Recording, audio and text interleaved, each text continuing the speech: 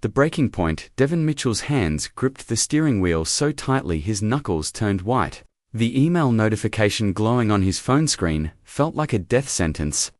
Urgent. Client presentation moved to Monday, 8 a.m.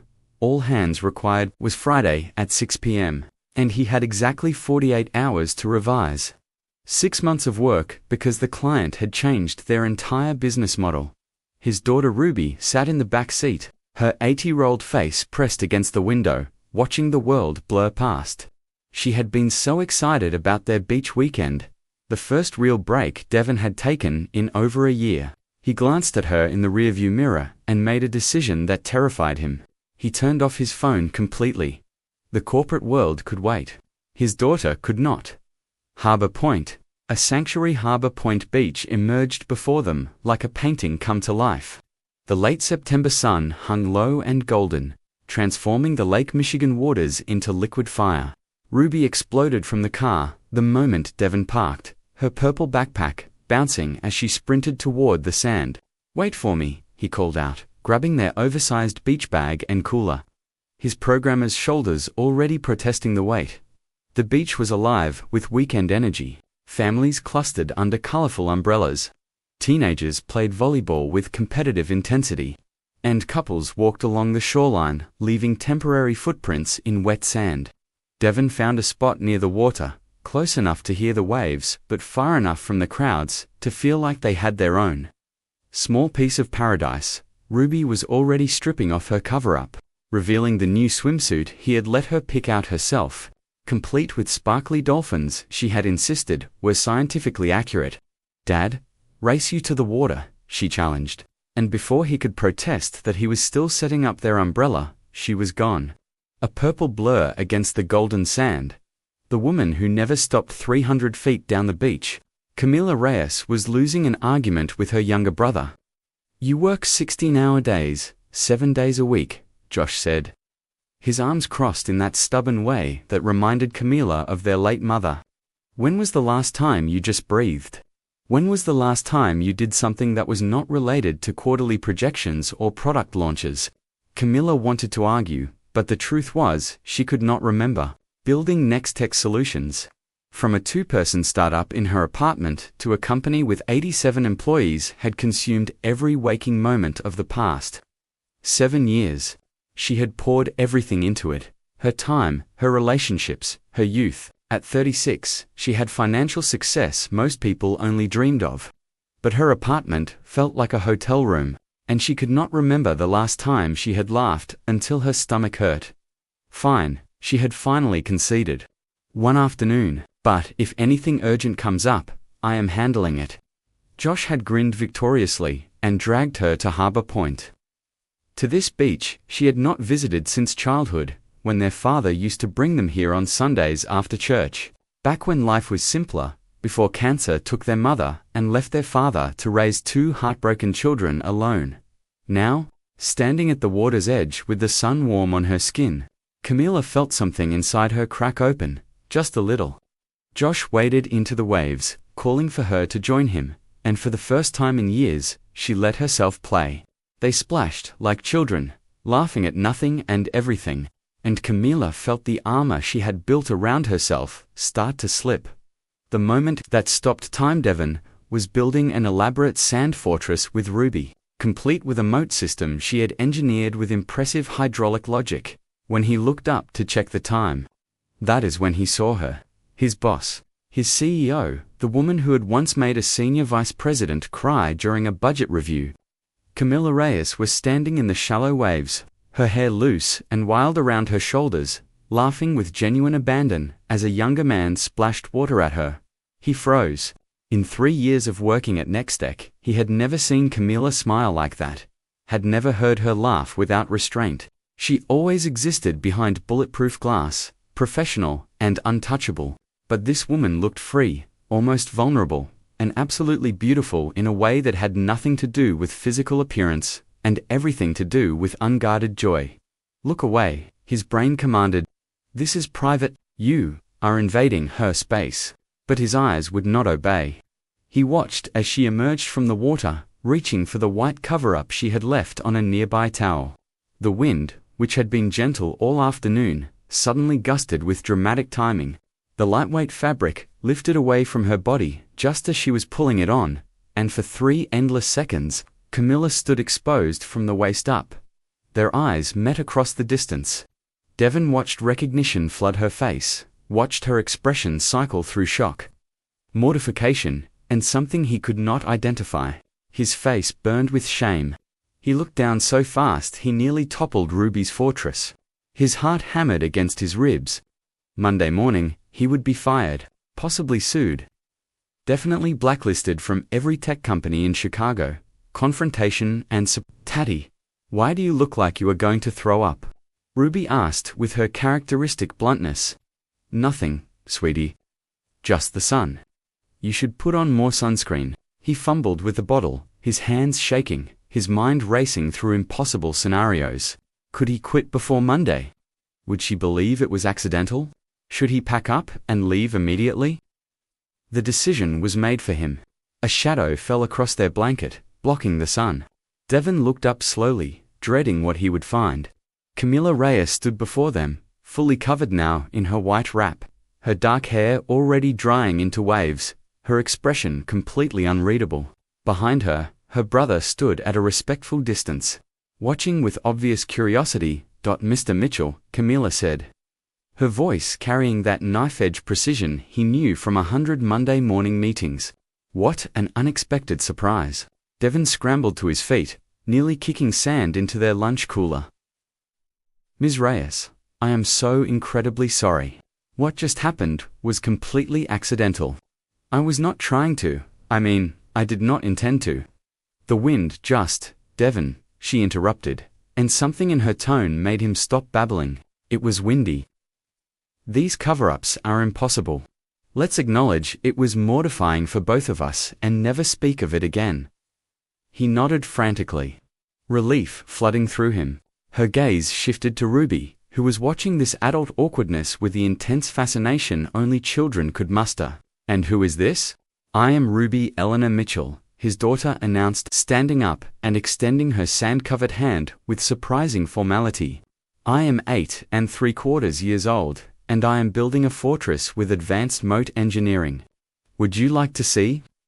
The walls come down. Something extraordinary happened to Camilla's face. The professional mask cracked, and genuine warmth flooded through. I would be honored. Ruby Eleanor Mitchell, who is 8 3/4. I happen to know quite a bit about engineering. She glanced at Devon, and he saw a silent question in her eyes. Is this okay? He nodded, still too stunned to speak coherently. What followed was the most surreal hour of Devon's life. Camilla Reyes, the woman who had once fired 3 people before lunch without batting an eye, was on her knees in the sand, helping his daughter construct elaborate water channels. She asked Ruby serious questions about flow rates and structural integrity. She praised Ruby's problem-solving and suggested architectural improvements with the same intensity she brought to product development meetings. But more than that, she was smiling, really, truly, smiling in a way that transformed her entire presence. Josh eventually joined them, introducing himself as Camilla's brother and immediately bonding with Ruby over their shared love of video games. Devon sat back, watching this impossible scene unfold, feeling like he had somehow stepped into an alternate dimension. Your daughter is brilliant, Camilla said during a brief pause while Ruby raced to get more water. She thinks like an engineer. Have you considered coding camps? Devon blinked. Actually, she has been asking about programming. I have been trying to teach her the basics, but I am not sure I am doing it right. Camilla turned to look at him. Really look at him. And Devon felt the full force of her attention in a way he never had at the office. You are raising her alone? She asked quietly. For 3 years now, he confirmed, surprised by his own honesty. My ex-wife moved to Seattle for work. Ruby sees her over holidays, but day to day, it is just us. The question that changed everything, something shifted in Camilla's expression. Something soft and almost painful. My mother died when I was 9, she said. Josh was 6. My father raised us alone. She paused, watching Ruby splash in the shallow water. I remember the weight he carried, trying to be everything we needed.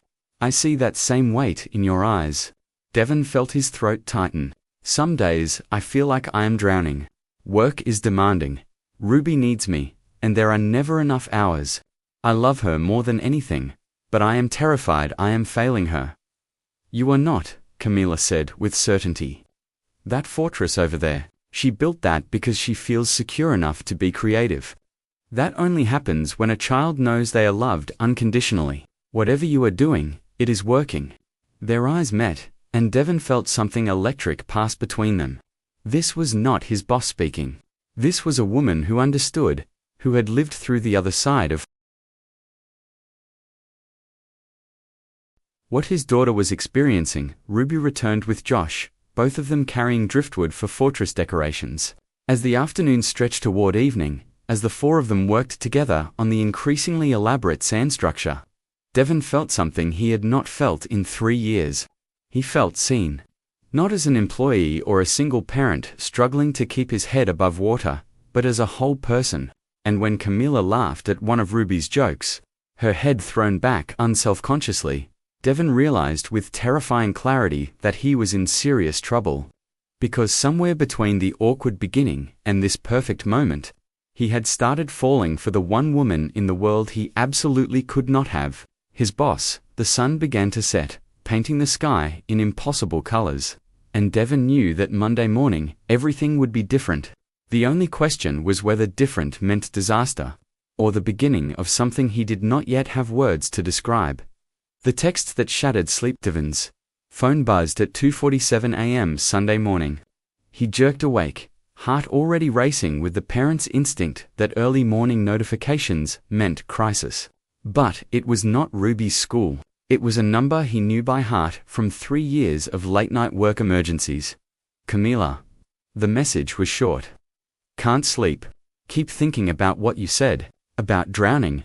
I understand more than you know.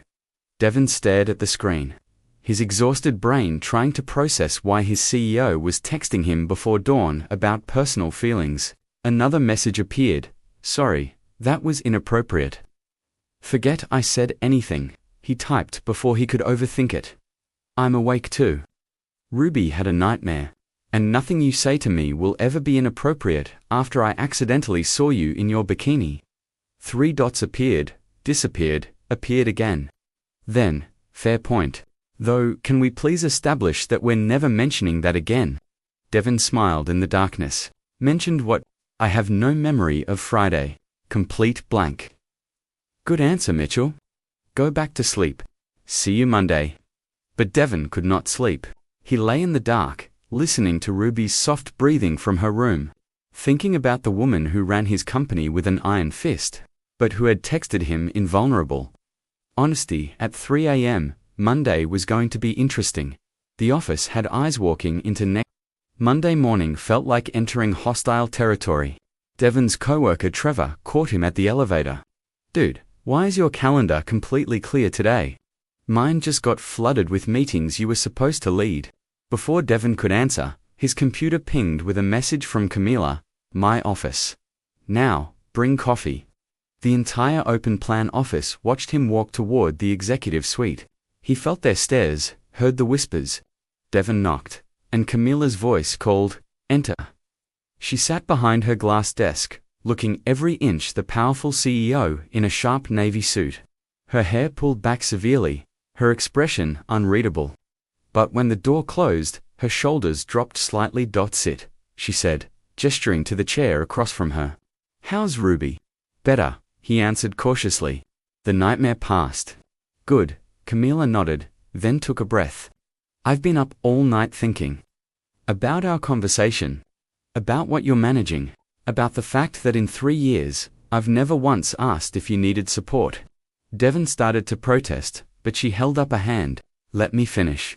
I've been running this company the way I thought leaders were supposed to, demanding excellence, expecting everyone to prioritize work above all else. But watching you with Ruby made me realize I've been wrong.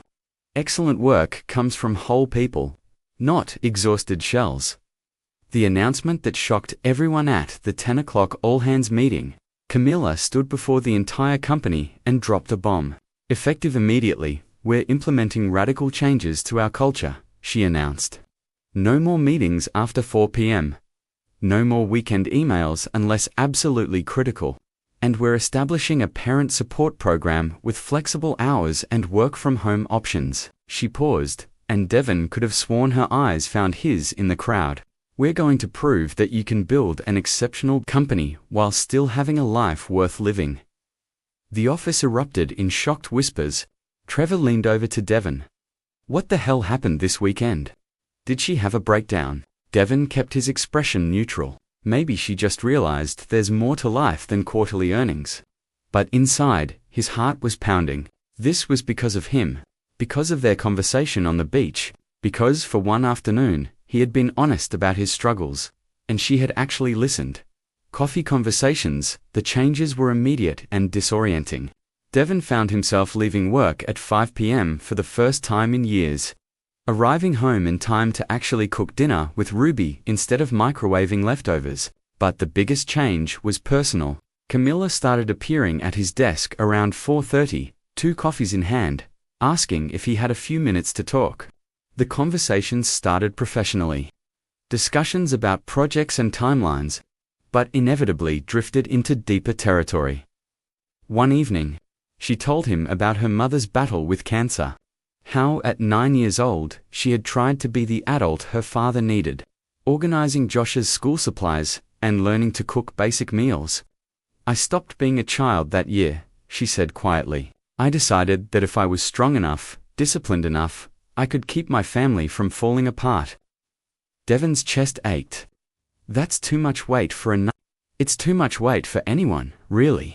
"But it shaped me," she replied. For better and worse, he found himself sharing things he had never told anyone at work. About the moment his ex-wife told him she was leaving, how she had calmly explained that she loved her career more than she loved their family. About the first time he had to braid Ruby's hair for school, and how she had cried because it hurt. About the crushing guilt he carried every single day, wondering if he was enough, the moment everything shifted, 3 weeks after the beach encounter. Devon was working late on a complex coding problem when he realized the office was empty. Except it was not. Camilla emerged from her office, her blazer discarded, her hair falling loose from its professional bun. "I thought everyone had left," he said, startled. "I was about to say the same," she replied, moving toward his desk.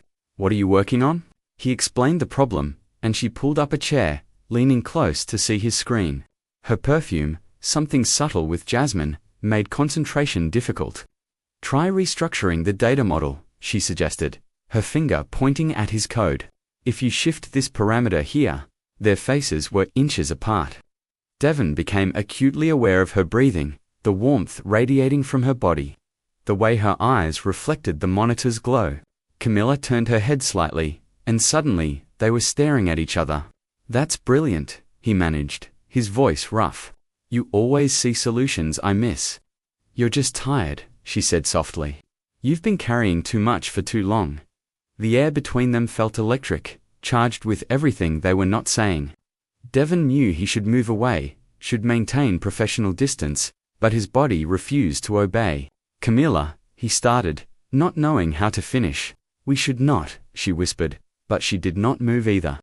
"This is complicated." "Incredibly complicated," he agreed. "You're my boss. There are policies. And I have Ruby to consider. I would never do anything to hurt her." "I know," Camilla said. "That's one of the things I—" She stopped herself. "One of the things you what?" Devon asked, his heart hammering. "The confession one, of the things I admire most about you," Camilla finished, but her eyes told him that was not what she had started to say. "Devon, I need to tell you something. For the past 3 weeks, I've been lying to myself, telling myself that these coffee conversations were about improving company culture. That stopping by your desk was about project management. That thinking about you constantly was just professional respect.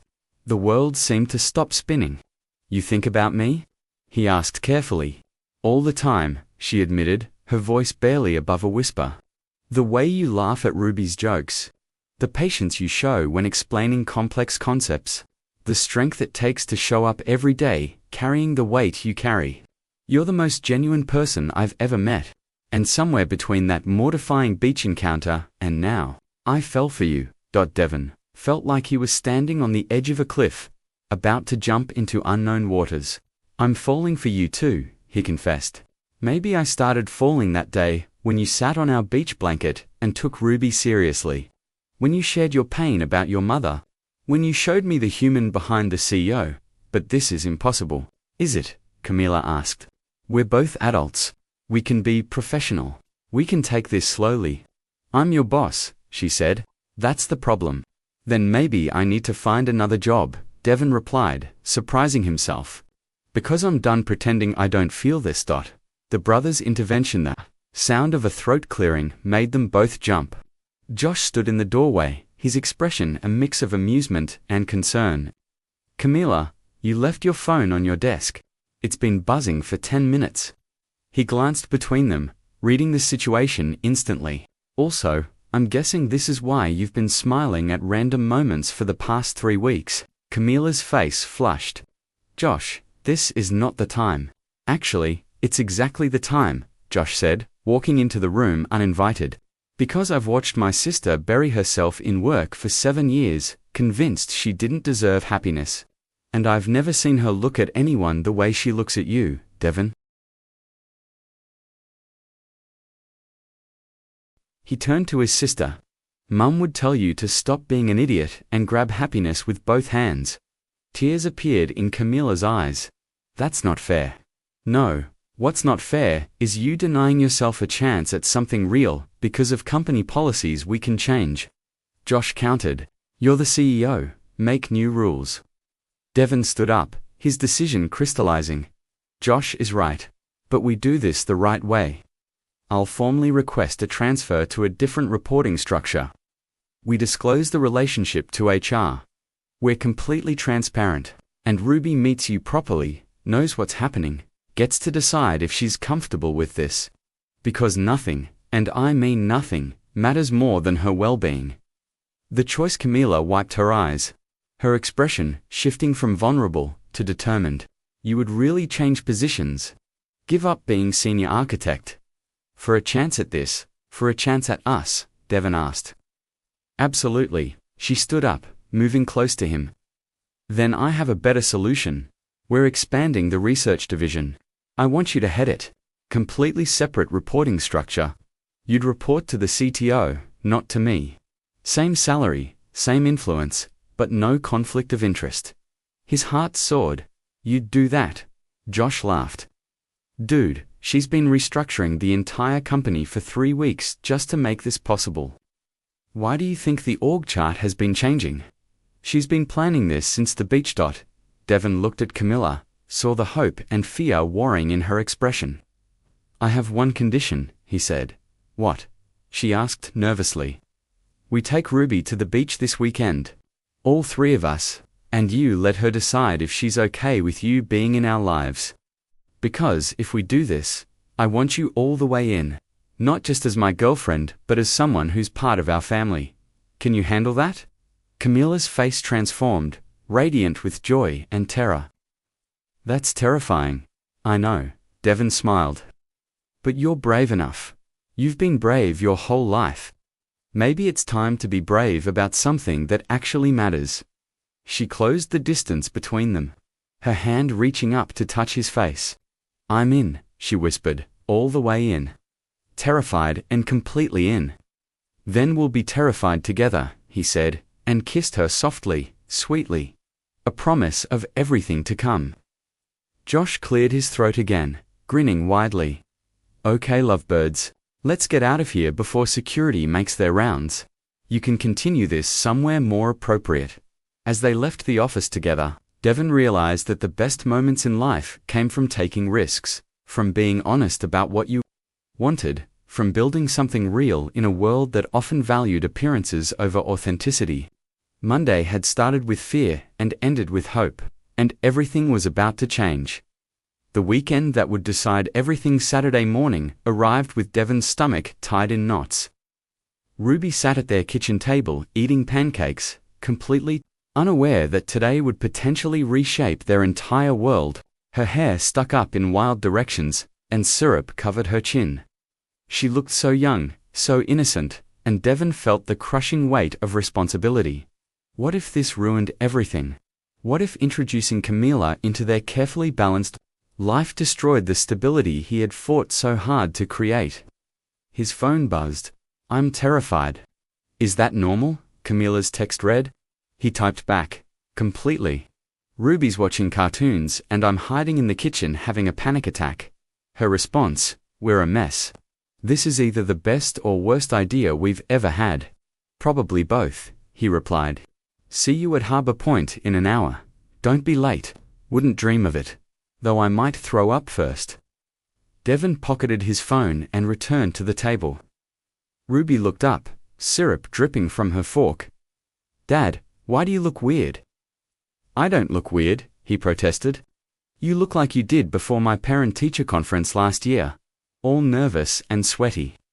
"Ruby," he sat down across from her. "I need to talk to you about something important." She set down her fork immediately, her face serious. "Are we moving?" "No, nothing like that. Do you remember, Ms. Reyes? My boss, from the beach?" Ruby's face lit up. "The lady who helped with my fortress. She was really nice. She knew all about engineering, and she didn't talk to me like I was a baby." "The truth comes out well." Devon took a breath. "We've been spending time together, talking, getting to know each other. And I really like her, Ruby. As more than just my boss. As someone I might want in our lives in a bigger way." Ruby's eyes narrowed in that analytical way she had inherited from him. "Like, as your girlfriend?" His face grew warm. "Maybe, eventually, if that's something you'd be okay with." A long silence stretched between them. Ruby picked up her fork, pushed a piece of pancake around her plate, and then looked directly at him. "Do you love her?" The question hit him like a punch. "I think I might be starting to," he admitted. "She makes me laugh. She understands what it's like to grow up with just one parent. She's kind and smart, and she actually listens when people talk, but nothing happens unless you're comfortable with it. You're the most important person in my world, Ruby Eleanor, always." Ruby nodded slowly. "And she already knows about me." "All about you," Devon confirmed. "In fact, she wants to spend the day with us at the beach. Just hanging out. No pressure. Just to see if we all fit together. Can you give her a chance?" Ruby took a bite of pancake, chewing thoughtfully. "She's pretty," she finally said. "And she did make our fortress better. Plus, Josh was cool. He plays the same video games I do." Devon felt hope flare in his chest. "So is that a yes?" Ruby grinned suddenly. "Dad, I'm 8, not stupid. You've been happier the last few weeks. You smile at your phone now. And you made homemade cookies last Tuesday for no reason. You only bake when you're either really stressed or really happy, and you weren't stress baking. So yeah, I'll give her a chance. But if she's mean to you, I'll build a robot to chase her away." Devon laughed, overwhelmed with love for his brilliant, perceptive daughter. "Deal, now go get ready. We've got a beach day ahead of us." The moment of truth, Camila's car pulled into the Harbor Point parking lot exactly on time. Devon watched her emerge, dressed casually in jeans and a simple blue top, her hair in a loose braid. She looked young and nervous and absolutely beautiful. Ruby pressed her face against the car window. "She looks scared, Dad. Should I hug her?" "That might be nice, sweetheart. Just be yourself." Ruby bounded out of the car before Devon could stop her. "Ms. Reyes." Camila turned, and Devon watched relief wash over her face. "Ruby Eleanor," she said warmly. "I was hoping you'd be here." "It's just Ruby," his daughter said, "and Dad told me you want to be his girlfriend." "That's very direct," Camila said, shooting Devon a look that mixed amusement with panic. "I like direct."